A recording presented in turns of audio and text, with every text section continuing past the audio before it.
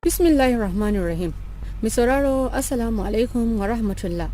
Barkanmu da sake kasancewa a cikin wani sabon shirin na muradin zuciya inda muke karanta muku littafin Ragun Tsimi wallafar Firdausu Musa wacce aka fi sani da Freedom. Kimanin karfe 6 daidai aka tashi daga coci. Muka haɗa ƙungiya guda muka nufi gida. A hanya ne Mama Asabe ta kalli Rebecca ta ce gobe akwai wa shagale. Shewa suka yi sannan Rebecca ta ce daga bana sai baɗi ba. Mama Asabe ta ce ma ga masu rabon aure baɗi. Ladiyo ta yi ƙasa da murya ta ce an ce har da Jummai ta gidan ɗan wanzam. Mama Asabe cewa ta yi haba yau ai dangin su ba sa haihuwa. Kowace shekara sai ta gwada amma har yanzu babu labari. Rebecca ce ta karo bakinta daidai Ladiyo ta raɗa mata. Anya ma ba shegiya ba ce? Dan naji an ce matsalar daga ubanta yake. Kuma ita ma ba a gurin shagali aka same ta ba. Kallon su nayi na washe baki na ce ayyo shi yasa ba ta kama da babansu. Uban naushi Mama Asabe ta kai min a baki har na kusa kifawa ƙasa.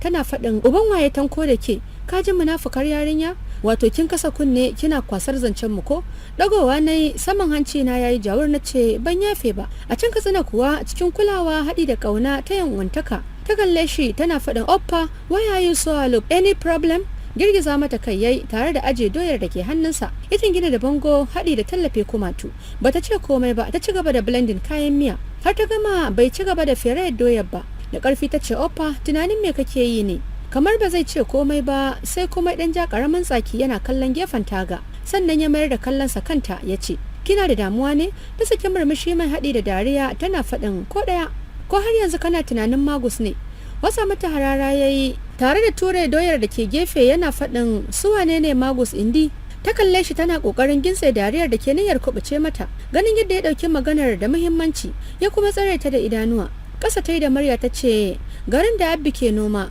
wannan yar bama gujiyar taka wacce aka yi wa aure tun muna ƙanana ina nufin wacce idan mun je da abbi yake sayan gyaɗa aurenta ƙarya kike baba ma gujiya bace ya bata amsa tare da watsa mata bawon doya ya mike tsaye ta turo baki ta ce kai oppa jiyan da ka bata min jiki fa dan kawai na faɗi gaskiya to idan ba maguzawa bane to su waye a nutse ya ce ba ma guje shine wanda bai da addini indi amma su waɗannan sun karɓi addinin kiristanci kin ga kuwa ba za mu kira su da maguzawa ba taɓe baki ta yi sannan ta ce mu dai maguzawa muka san su juyawa ya yi zai bar kicin ɗin ta yi saurin shan gabansa tana faɗin baka gama ba oppa ina kuma za ka je sama da ƙasa ya kalle ta tare da ture ta gefe sannan ya ce inda kika aike ni aikin fa ki yi kayanki dama ai taimako ne ta turo baki ummi ta ce ka taya ni fa ya ce idan na ga dama ko hannunsa ta kama ta shagabe fuska tana faɗin dan Allah ka taya ni oppa wallahi aikin ya min yawa kaga idan na gama sai na yi wanke-wanke da shara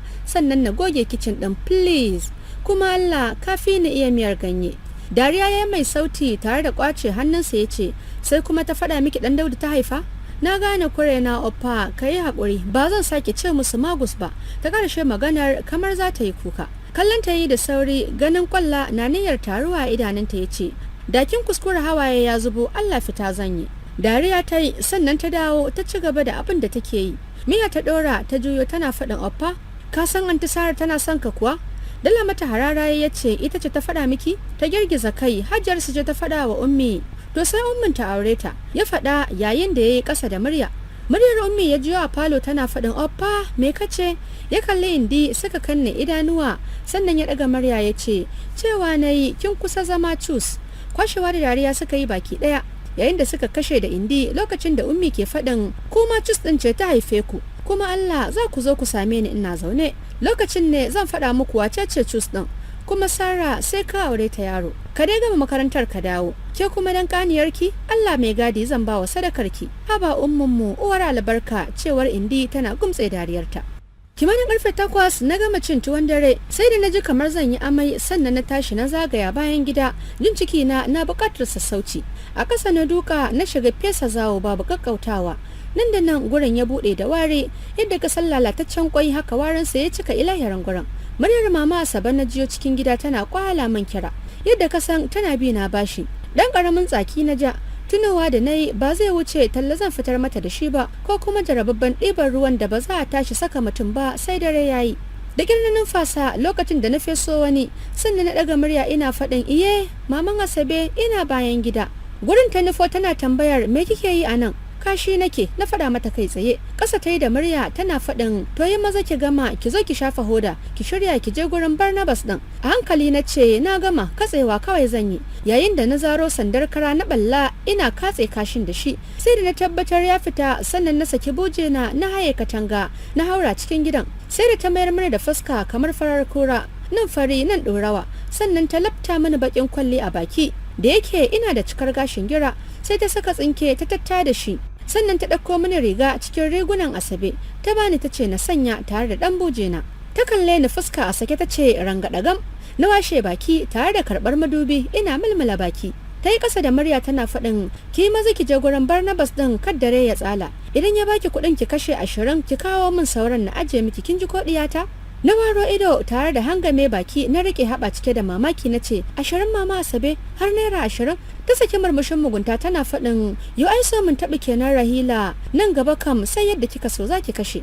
Yadda kai na yi cike da farin ciki yayin da na kwasa da gudu ban tsaya ko ina ba sai inda na san Barnabas na zama. Na tsaya daga gefe ina ya fito shi da hannu kamar dama jira na yake ya taso da azama yana washe baki. Ban ce masa komai ba na ja hannunsa muka matsa jikin wata bishiyar cediya mai ɗan duhu. Cikin mamaki ya kalle ni ya ce lahiya dai Rahila? Washe baki na ce ba kana son taba jikina ba? Yayi saurin faɗin haba Rahila ta ai tun da kika nuna ba kya so na daina. Ƙasa ne da murya na ce yanzu ina so. Yi sauri ka taba ka bani kuɗi in koma gida. Na karashe maganar tare da ɗage buje na sama. Cikin sauri ya ce me zaki da kuɗi Rahila? Duk da ba gani na yake ba hakan bai hana na dalla masa harara ba ina faɗin menene ruwanka? Idan za ka taɓa idan kuma wulaƙanci za ka yi mini to sai na koma gida. Yar dariya ya yi mai sauti sannan ya ce ni kan ba sai na taɓa ba Rahila in dai kuɗi kike so to ko nawa ne ki faɗa min zan baki yanzu nan. Na sakar masa harara na gyaɗa kai a hankali na ce ni za ka yi wa wulaƙanci Barnabas? So kake yi na karɓi kuɗinka kyauta ka je kana yama ɗiɗi da ni? Shikenan babu komai kuma kar ma ka ƙara kula ni daga yanzu. Na juya ina shirin barin wurin. Sauran maidoniyar yana faɗin i haƙuri Rahila ta zan taɓa amma faɗa min nawa kike so na baki. Washe baki na nayi nace duk taɓe uku wazo biya. Ya ce to guda nawa zan yi kenan. Na washe baki na ce ka yi 7 sai ka bani rabin jaka wato naira 100 kenan. Haka ya dinga taɓa mani jiki ina ƙirgawa har sai da ya yi sau 6. Na ƙara masa da gyaran guda sannan ya ciro 200 ya bani yana faɗin gashi na baki 100 kyauta. Na washe baki na karba ban tsaya sake sauraron sa ba na yi gurin mai rake na siya na naira 10 na matsa na sayi gyada ta 5 dan kalin 5 jina nake kamar wata sarauniya ni ce yau har da kashe naira 20 lallai kam ina tsaka da ci na ji muryar Asabe tana faɗin la Rahila waye baki kuɗi kike kashewa haka. Na saki murmushi tare da sakin doro a bayana ni ala dole mai arziki sannan na buɗe murya da ƙyar na ce nawa ne yarinya kin ga ma sauran anan. Na fiddo da sauran 180 na nuna mata. Tana gani ta ruɗe ta shiga magiyar in bata ko naira 10 ce ita ma ta sai dankali. Watsi na yi da ita ina hura hanci yayin da na ci gaba da shan rakina. Ƙara marere cewa ta yi tana faɗin haba Rahila naira 10 ce ba za ki iya bani ba? Ni ma gobe za ki ganni da abuna kuma ba zan baki ba. Yar dariya na yi na zaro naira 20 na dankwala mata a hannu ina faɗin yarinya ba dan halinki ba na baki tunda ni ma shekaran jiya ina ganin kina cin dambu amma ko ki kalle ni. Ta rugo da gudu tana godiya wani daɗi ne ya rufe ni. Tabbas maman Asabe gaskiya ta faɗa idan kana da kuɗi kowa lallashin ka zai yi. Na saki murmushin jin daɗi ina faɗin lallai babu mai ƙaunata irin mama Asabe. Hango Asabe da nayi tana sayan dankali yasa naji ta sake bani tausayi. Bai kamata ita ma in bar ta ba ta samun na kashewa ba. Ya kamata in taimaka mata tunda ni ma mamanta ce ta taimake ni. Ta yi mini silar samun kuɗin nan. To ni ma ya kamata na taimaka wa diyarta ita ma tunda ba zan so in ci ni kaɗai ba. Ko babu komai Asabe yar uwata ce. Kuma duk cikin gidan nan babu mai ƙaunata irin mamanta. Don haka na sa raina gobe idan na haɗu da Barnabas zan tambaye shi idan cikin abokansa akwai mai son taɓi. Sai na haɗa su kawai da Asabe. Ita ma ta dinga samun na kashewa. Kuma ko ba komai kuɗin da za mu dinga samu sun yi wa maman Asabe tunda zai zama ganawa ga kuma na Asabe. Abdulmalik Sharif dan asalin jihar Katsina ne mahaifinsa Dr. Sharif Muhammad consultant ne. Yana aiki ne a Federal Medical Center sannan kuma manomi ne. Mahaifiyarsa Hajiya Habiba tana lecturing ne a FCE Katsina.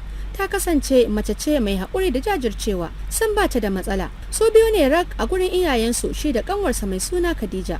wacce suke kira da indi. Kwata-kwata bai wuce shekaru 25 ba, yana da yawan surutu sosai, barkwanci tare da kyakkyawar alaka da mutane. Duk da kyakkyawa ne sosai amma baya jiji da kai. Yana karantar physiotherapy a kasar Germany. Duka-duka shekararsa ta farko kenan. Ita kuma indi duka-duka SS2 take. Duk aikin da ka san mace na yi a cikin gida babu abin da bai iya ba. Saboda inda yana garin, umminsu ba ta shiga kicin, shi da indi ke komai a gidan nan. Sai wanke-wanke, shara, mopping, girki da kuma gyaran ɗaki. Shigawar Abbi ya sa suka fito daga kicin ɗin suna faɗin oyoyo abinmu. Ya ajiye ledar hannunsa tare da zama bisa kujera cike da gajiya ya ce, Oppa, miƙo min ruwa mai sanyi, na gaji sosai gaskiya. Ami ta harare shi ƙasa-ƙasa, haɗi da ɗauke kai ta ci gaba da karatun jaridarta. Ya saki murmushi yana kallonta a hankali ya ce, Madam, yau babu oyoyo ko? Oppa ya ce, Abbi, don ka ce in baka ruwa ka sha ne, ina kallo tana hararka, ka san mata da kishi. Ya ƙarashe maganar yana ɗage gira. Bai rufe baki ba, ta jeho masa filin da ke kusa da ita. Faɗi take, kaga Oppa, wallahi ka kiyaye ni, tun kafin mu saka kafar wando ɗaya da kai. Kai ni gaskiya ma ka zo ka koma don ka fara isa ta wallahi. Dariya yayi yana faɗin, Allah ya baki haƙuri umminmu. Oppa week zan koma. Abba ya katse su yana faɗin, Oppa, ka shirya an jima zan aike ka airport ka ɗauko wata yarinya. Ummi ta kalle shi, ko bata yi magana ba ya san ƙarin bayani take nema. Don haka ya ci gaba da faɗin sunanta Hawwa'u, diyar Alhaji Muntarici a Abuja. Aikin gane shi ko?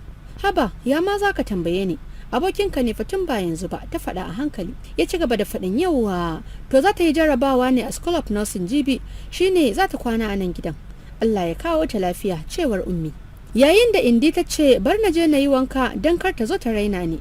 Oppa ya ce, kiyawa, yanzu sai ki ce za ki mayar da ita ƙawa ko? Ta harare shi ƙasa-ƙasa.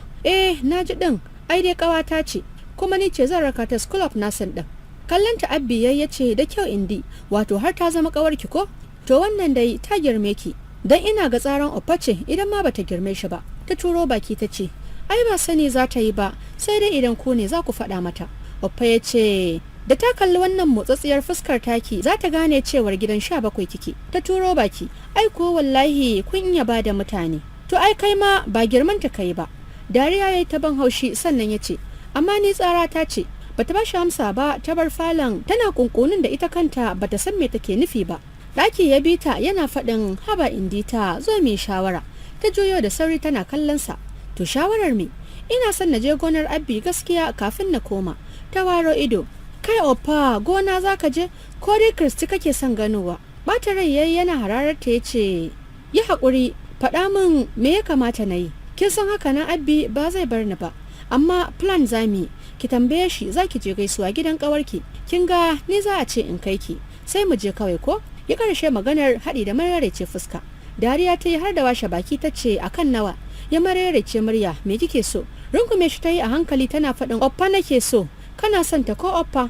Limshe ido yayi yana faɗin, sosai Indi, za ki taimake ni? Kwarai kuwa zan baka cikakkiyar gudunmawa ta. Wajajen karfe 5:40 na maraice, Abbi ya ce ya ɗauko ta, tana can tana jiransa yayin da ya bashi phone number ta. Lokacin da ya je airport ɗin bai wani sha wahalar gane ta ba, saboda ita kaɗai ce mace a wurin. Tana sanye ne da doguwar riga red color wadda ta bi dukkan ilahirin jikinta ta manne. Gashi duk ta fito mata ƙirar jikinta, yayin da ta saka mayafi ta naɗe kanta iya fuska. Ga uban gashin doki kwance a gadon bayanta. Tana da ɗan jiki amma ba sosai ba, sannan fara ce tas, sai dai da alama na kanti ne. Da ka kalli fuskar ta kadai zaka fahimci ba yarinya bace. Ta hakimce sai taunar cingam take yi abinta.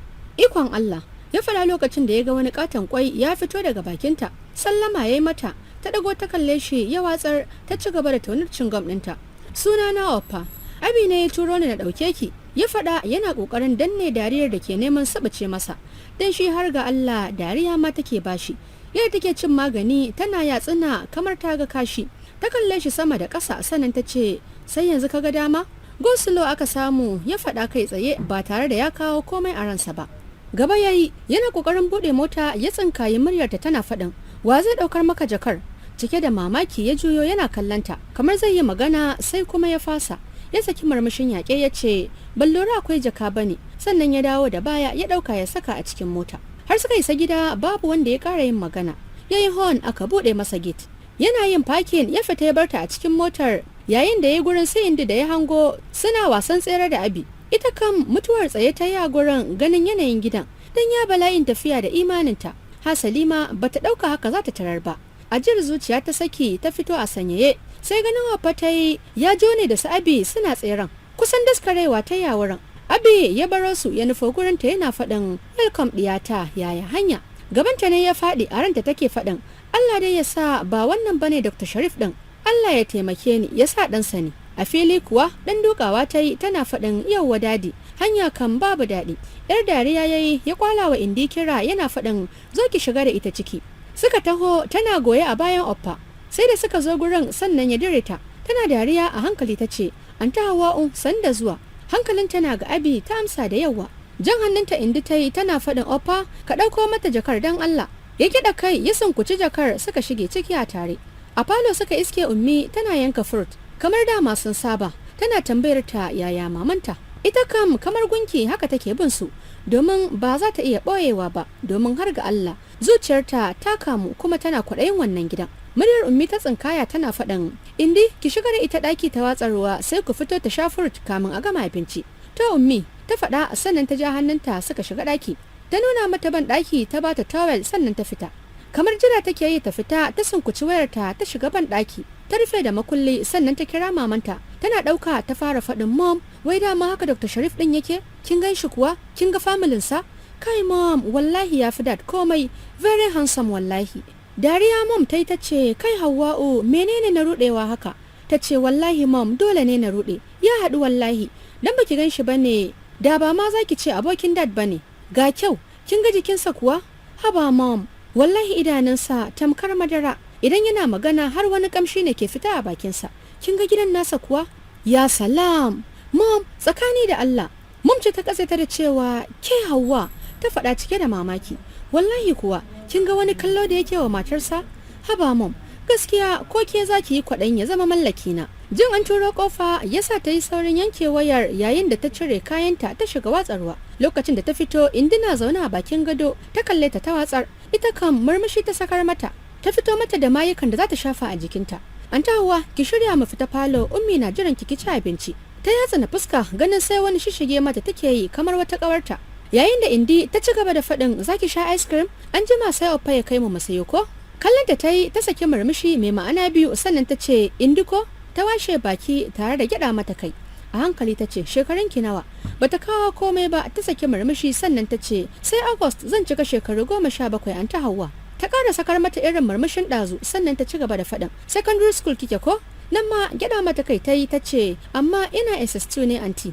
Mikewa ta yi tana ƙoƙarin buɗe jakarta sannan ta ce shekara ta 27 March ɗin nan da ya wuce. Na gama secondary school tun a 2009 yanzu shekara 11 kenan. Ta kalli Indi da jikinta ya gama yin sanyi sannan ta ci gaba da faɗin kin gane me nake nufi aiko? Ta turo baki tana faɗin amma ai ba tsawo kika fi ni ba an ta Hawwa. Harara ta sakar mata tana faɗin tashi muje. Ta miƙe tana murmushi don har ga Allah tana son ta ga mace 'yar budurwa a gidansu domin sai ta dinga jin wani daɗi na ratsa ta. Haka ta ci gaba da shishige mata har da safe suka kai ta inda za ta yi jarrabawa sai da suka jira ta fito sannan suka dawo gida a tare. Tana tsaye tana kallon Abby ta window Indi ta shigo ɗakin. Kusa da ita ta matsa tana faɗin an ta Hawwa me kike kallo ne tun ɗazu? Ganin hankalinta ba a gurin yake ba yasa ta matsa jikin tagar tana kallon saitin da ta kurawa ido. Murmushi ta yi ganin Oppa da Abby suna magana tare. Ta maido da hankalinta kan Hawwa ta ce an ta Hawwa a sha Oppa kike kallo. Ban san lokacin da ta ce Abby dai san bata kawo komai a ranta ba. Ta sake kallon gurin tana faɗin kin ga ya tsufa ko? Juyawa ta yi tana kallonta ta ce ina fon ɗinki? Tana falo ta ba ta amsa kai tsaye. Ɗauko ki bani fon namban Abby ta faɗa kai tsaye. Nan ma bata kawo komai a ranta ba ta fita har da ɗan gudunta ta ɗauko mata wayar ta cire security ɗin ta miƙa mata tana faɗin gata an ta Hawwa za ki ga nasa abbanmu. Mai sauraro anan za mu dakata da karanto muku wannan littafi mai suna Ragun Tsimi wadda Firdausi Musa Freedom ta wallafa. Sai ku biyo mu a shiri na gaba domin jin ci gaban yadda za ta ci gaba da kasancewa.